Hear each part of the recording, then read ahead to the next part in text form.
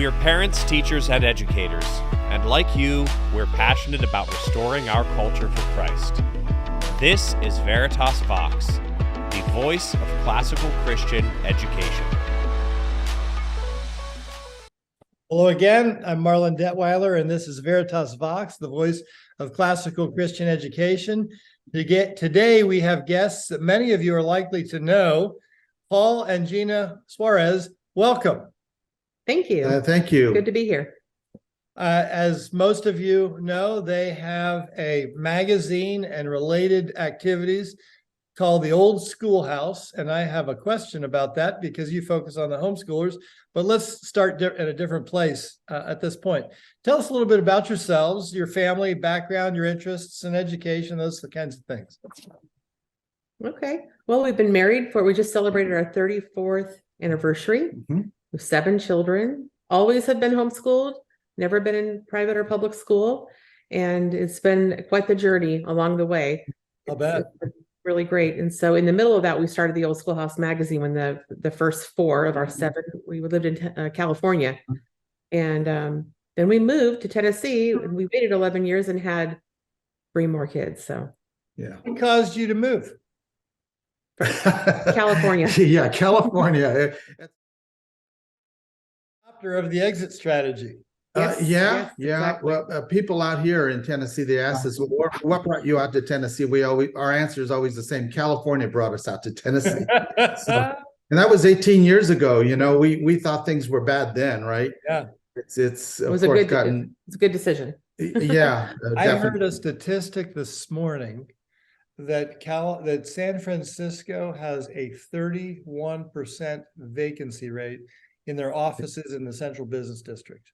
Oh, yeah. I've been reading almost daily. You read about companies and enterprises just completely shutting their doors, not just because of the politics, but the crime rate has gotten so ridiculously accepted. I was going to say high, but that goes without saying. It's almost accepted and almost in some cases accommodated. Yeah, just the laws they pass. It certainly isn't fought in any reasonable way. Are you both from California?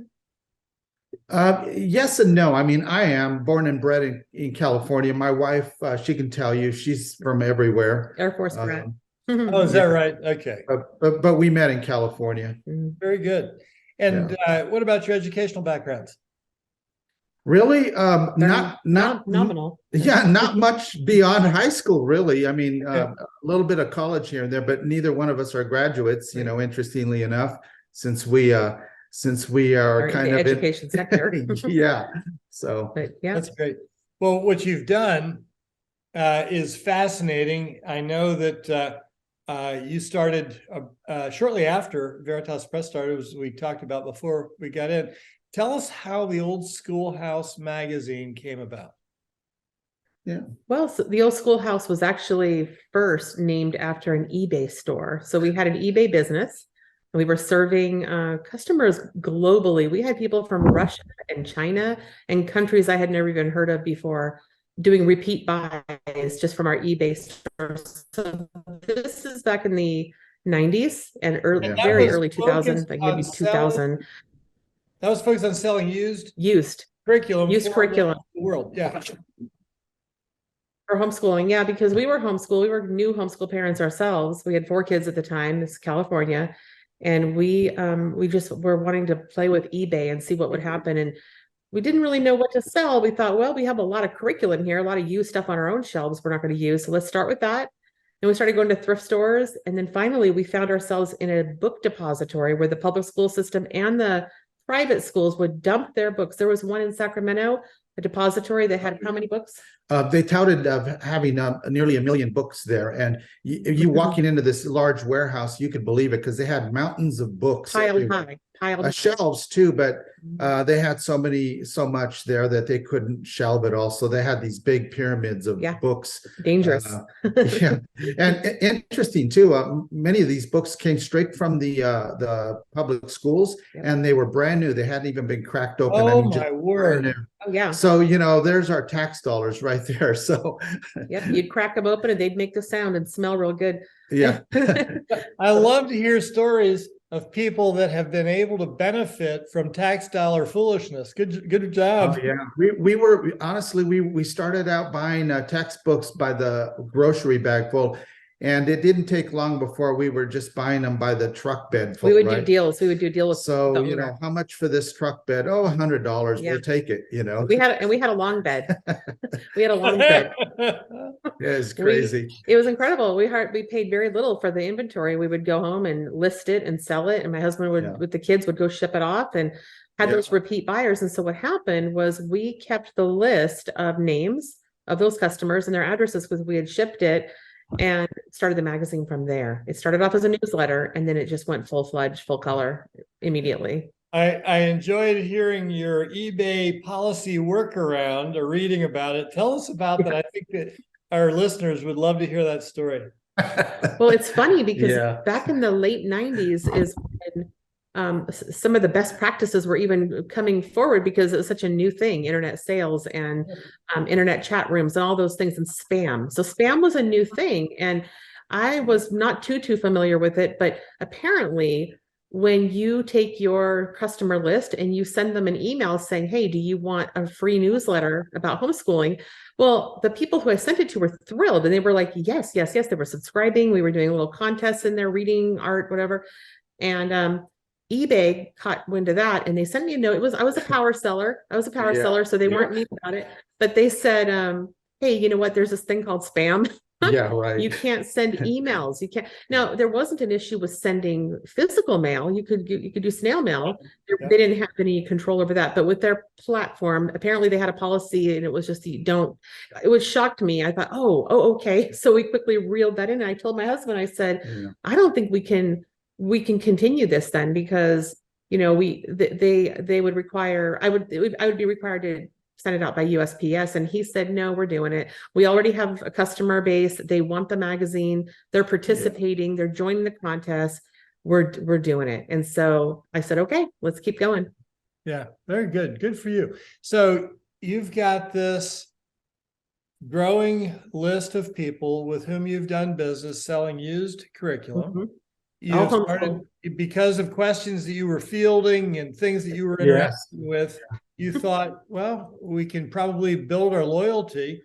But when did it dawn on you the real business is helping homeschoolers homeschool informationally rather than with curriculum? Well, honestly, when we started, we just wanted to network with other homeschoolers. Sure. You know, we'll admit we were learning ourselves at Oh, that yeah. point, because Absolutely. our oldest were little, and you know, it's like parenting, you learn as you go, right? Mhm. You're not born with this knowledge, you learn as you go. But we thought, well, surely there are others who have done this before us, who've been there, done that.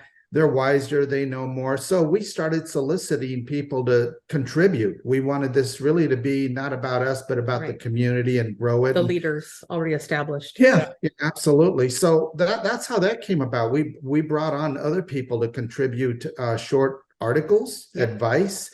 And one of the things that we recognized real early was that 90% of the questions that we were getting were repeat questions over and over again, basic questions. Mhm. So I'll bet you've come to the point in your lives where there are almost no new questions. Unless, yeah. unless Yeah. it's something that's current, something that's Yeah, happening that's in right. politics We, or. We've been there. We're with you there. yeah, so it just took off from there, from Yeah. that point forward. Yep. So how would you describe, incidentally, I have seen, you said, you're the, I don't know if you use this language, but it's my language, but really the premier homeschool magazine. How do you think that came about? What is it that you did that caused you to really become what I would say is best in class? I think it was the networking. We Yeah. were from the very beginning at the homeschool conferences and networking, like what Paul just said about pushing forward those that were smarter than us and knew more knowledgeable than us. we took that very seriously. And so the relationships bloomed with not only Homeschool State Association leaders, but also vendors, people like yourself, people that we were networking with to promote them and to promote their excellent curriculum. And then we would do, for example, we thought, well, let's do a classical feature in this issue. Well, of course, we're going to get a hold of Marlon, and we're going to talk about the best in class there.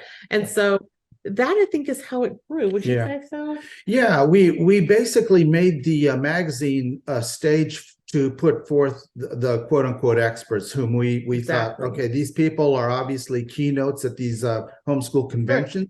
Yeah. They're authors, they've written articles, they're the experts. And we just invited them to come along and say, hey, look, speak to our audience. And that's how it took off. We used the magazine as a stage to put forth what we deemed were people who were experts in their field.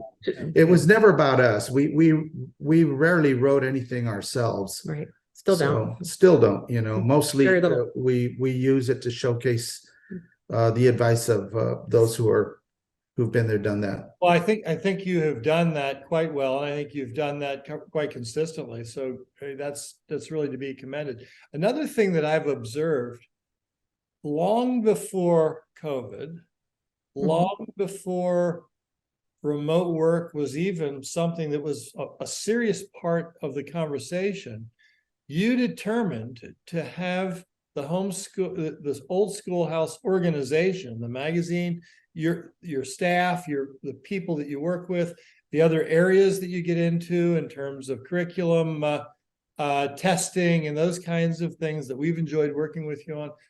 It's all been remote, unless I'm missing something. Are you remote? Do you have any office that has more than a dozen people in it? This is our office. You're looking at it. Well, I can only see a corner, so I don't know if there are 2,000 people on the other. No. This is world headquarters right here. Tennessee, Smoky Mountains. Yeah. Did that happen by accident or by design? Did you see it coming? How would you rate yourself compared to the way cultural work habits have moved? It started back in 2001 when this magazine began, and we lived in California. We had 7 acres and 4 kids and a rooster, right? Loud rooster. And so we worked from home. And so we're having all these interviews and meeting with advertisers and conducting all this business from our home. It is a kind of a small little home, nothing exciting. And I'd be on the phone, the window, we didn't even have air conditioning. So the window would be open. And I remember when this one advertiser was like, was that a rooster?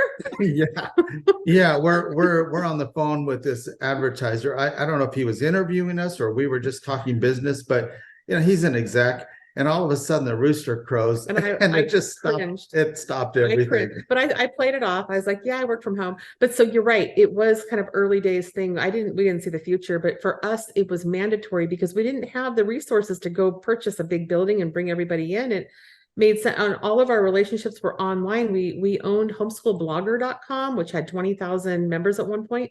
And so everything was just online, wasn't it? And it was a natural fit, right? And we never really thought about anything brick and mortar. The people we brought on board to help us to build our team and all that, just little by little, they were just all over the US and Canada and Australia. So most of our staff, we would work with them for 2 or 3 years before we ever met them physically.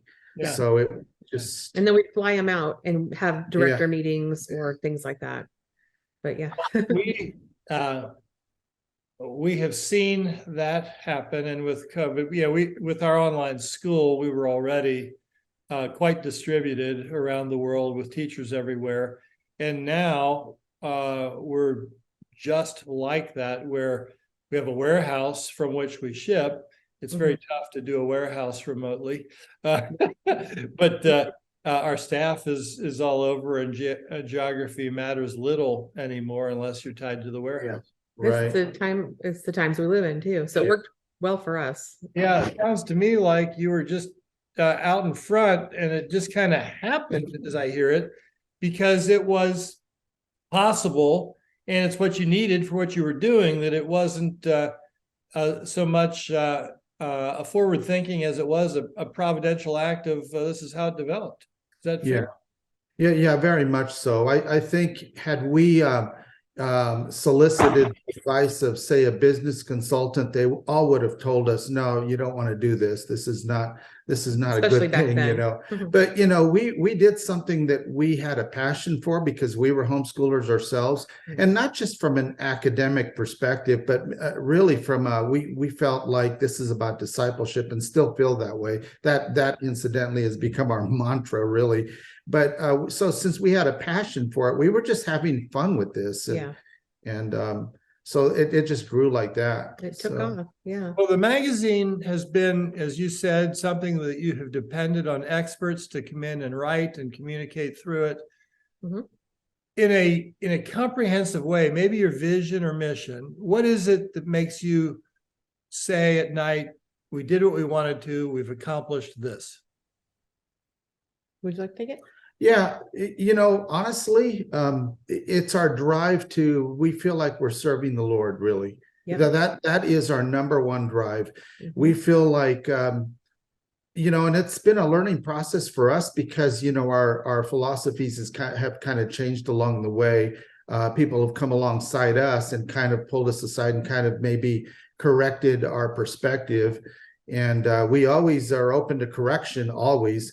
But our main drive has always been, we're doing this because we want to build and edify the church, advance the kingdom of God.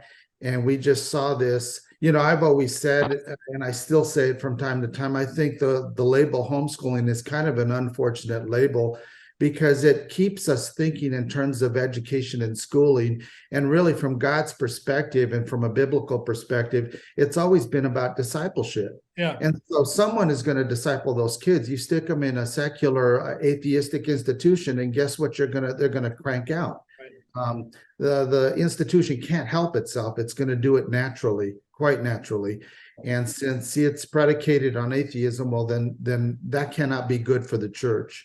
And so that really is what has driven us all these many years. And so when we go to sleep at night, that's the question on our mind. And Yes. First and foremost is, are we serving the Lord? Are we glorifying God? Yes. But drilling down one layer below that, it sounds like serving the Lord in the area of helping parents raise a godly generation through understanding what a comprehensive, a paideia of education and discipleship looks like. Is that? Yeah, yes, sir. Yeah, absolutely. That's what I'm hearing. Yeah, no, It's you're loud and clear. absolutely right there, you know. Yeah. You know, honestly, the kids we're raising now, they're going to be tomorrow's adults. And, you know, there's kind of like a poetic justice there. You're negligent on this generation, you're going to pay for it later. Yeah. Because they're going to grow up to be the generation that rules and runs this, not just this country, but the world, you know. Right. And so, Yeah. They had better be prepared. That's right. yes, amen. The Old Schoolhouse has an irony to it because you are not a one-room schoolhouse in the same way that the people from the area I grew up in, the Amish and the Mennonites are. Yes. I understand one-room schoolhouses better than most. My mother went to one, and they dot the countryside in Lancaster County, where I grew up.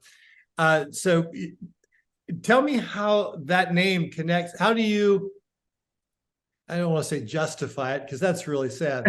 How do you understand that in the context of serving the homeschool community that tends to think in categories different than a farming out of the education to any kind of school? Exactly. And that's what's kind of funny because that eBay business was named the Old Schoolhouse. It'd be long before we thought of even publishing a magazine or even creating a newsletter, because it was all those customers coming out of that eBay business, or repeat customers even, and all their questions about, well, what about socialization? And what about, schooling my 4-year-old alongside my high schooler, things like that. That's what it came out of. So the funny thing is, and the irony is crazy because, we just continued that magazine with the Old Schoolhouse, the name of the eBay store. And so now I'm thrilled we did because, we use the URL, churchschoolhouse.com, joinschoolhouse.com as what we're using to create these schoolhouse co-ops in churches. It's launching right now nationwide. So it really worked out. It was like, I think it was the Lord. God, Yeah. you know, he's the one who builds the house and the schoolhouse too. Yeah, and you know, I mean, back then it was kind of a romantic notion, going taking everything back to the way it used to be with the one-room schoolhouse, the ethics and all that. But you know, it's been brought to our attention from time to time throughout the years, and you know, my answer is always kind of flippant. I go, well, you know, what are we going to do? I mean, it's like asking Coca-Cola to change their name, right? Right. It's brand. You're not going to do that. We're They're not they're changing- not going to do that. We're not And changing so- the brand now, but we're actually happy because schoolhouse is a word we use a lot with Yeah. all of our schoolhouse teachers. I mean, all of it. It's perfect. I think that's wonderful.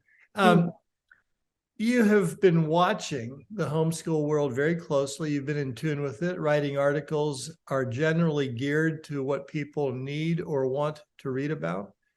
How have you seen the homeschooling world change in the decades that you have been engaged with it as people addressing it? I understand you did it for your own self.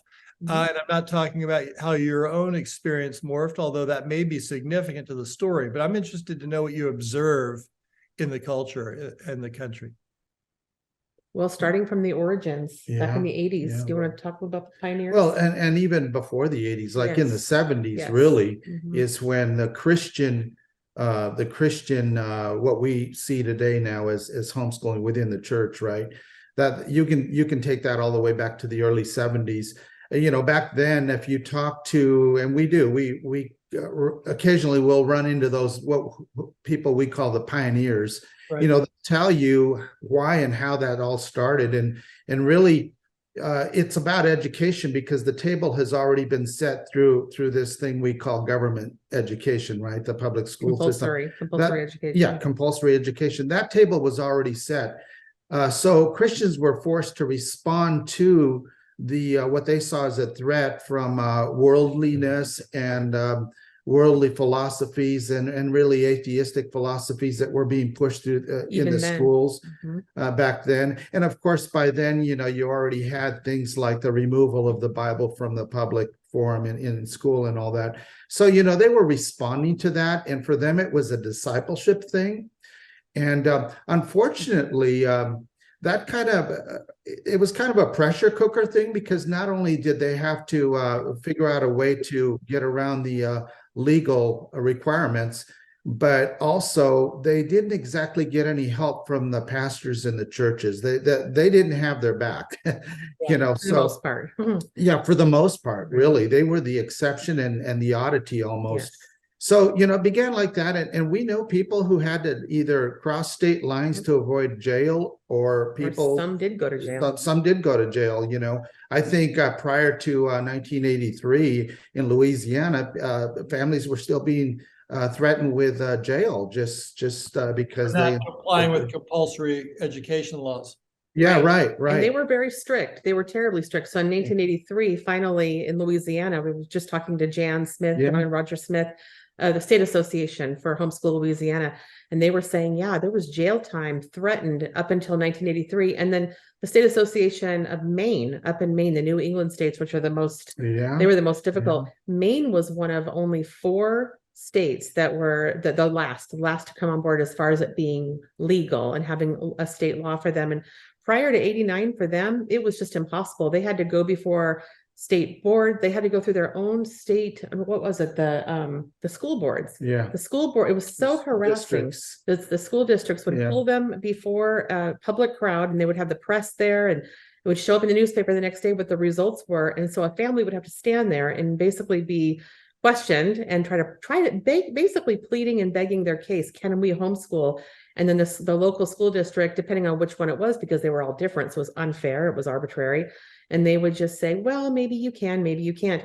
And depending on the decision of the day, the press got a hold of it. They run those in the next day in the newspaper, and the public got to walk in and just and be a spectacle, to spectate. And so it was difficult. They finally, in 2003, I think it was 2003 when they got some sort of a simplified law, and they were allowed to, what constitutionally was already theirs.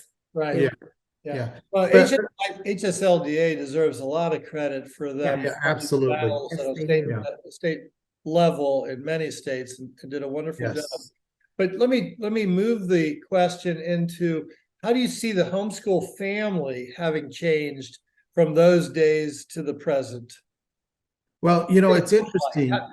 How would you describe the persona, as we tend to call it in trying to Like the millennial mom, like today's mom, the Yeah. millennial mom. How has it changed? Well, it's interesting because it started out with the pioneers, as we mentioned. Then it kind of was well accepted throughout most of the states. So, the reasons for homeschooling kind of changed with the new generation of homeschool parents coming into the picture. It became more about education, more about the convenience of being able to teach your kids whatever you want.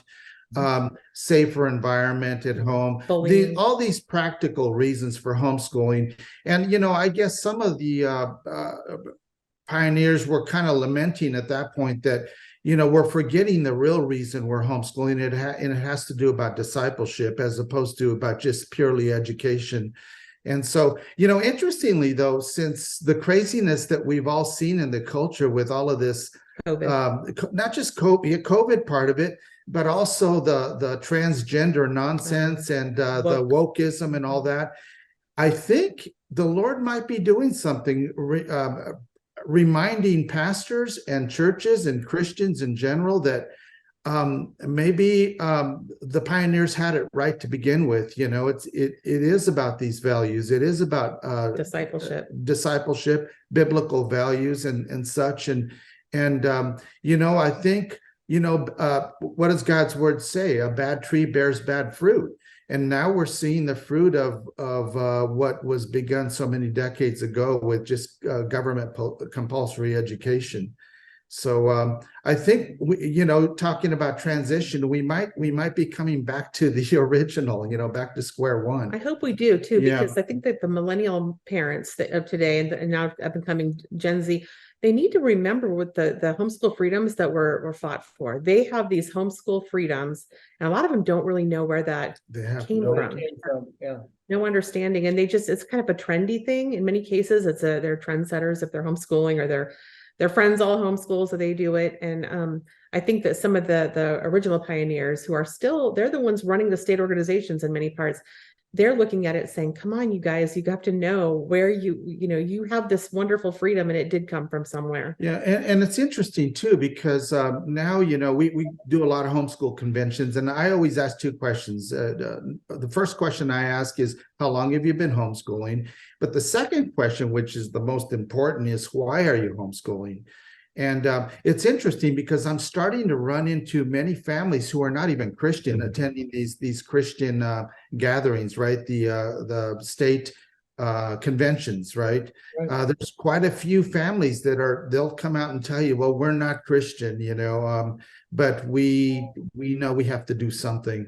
Yeah. And so there is a trend there. The homeschooling world was predominantly Christian and probably substantially Protestant for the longest time. And now the question is far less, what about socialization? I love the thing that says, that has this crazy looking kid being pictured, and they're talking about socialization to a kid that looks what I would call normal. Yeah, exactly. That makes it quite well. So last question. I'm sorry, Gina, I cut you off. I'm sorry. You mentioned something about socialization that is Dr. Brian Ray from NHERI, NHERI.org. He has done actual research on that very topic, socialization, and it's just been borne out over and over again. These kids are so highly socialized. We laugh every time we even hear the word social. What about socialization? Everybody laughs now, whereas 20 years ago it was like a true concern. But now it's just not. It's a moot point. Yeah, it always struck me as a bit laughable.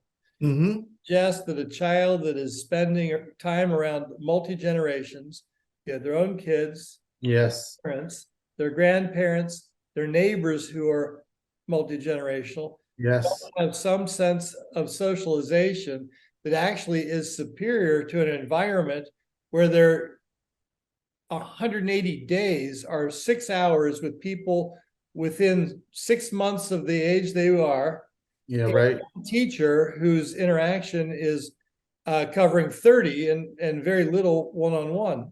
Right. 30 people, 30 Yeah. children. And it even at its most basic understanding, it misses the point when the question's asked, in my thinking. Mhm. Yeah, well, I mean, that environment, it's completely artificial, right? I mean, it exists nowhere else outside the classroom. It just there. You know, once you get out in real life, Right. you never encounter that kind of No. environment again. So Exactly right. Yeah. Well, last question. Where do you think the future will take us with regard to the things that you're working on? Say next 5 years. Next Well, 5 years. Well, we're working like crazy right now just on the schoolhouse model. There's a network that is erupting that's going around the country very quickly, and where we're getting pastors. Paul's been speaking with Yeah. pastors. He just got back from the Southern Baptist Convention. yeah, and you know, that is, I'm hoping you're talking the next 5 years. It's my prayer and my hope. I'm not a prophet, of course, but I'm hoping that this will be a wake-up call to the church, just what's going on in our Yes. culture, you know, and just when you think it's gotten really crazy and bad, they double down on bad. I mean, it's just like, are you kidding me? And, you know, my thinking is, yeah, you just keep that up. Go ahead.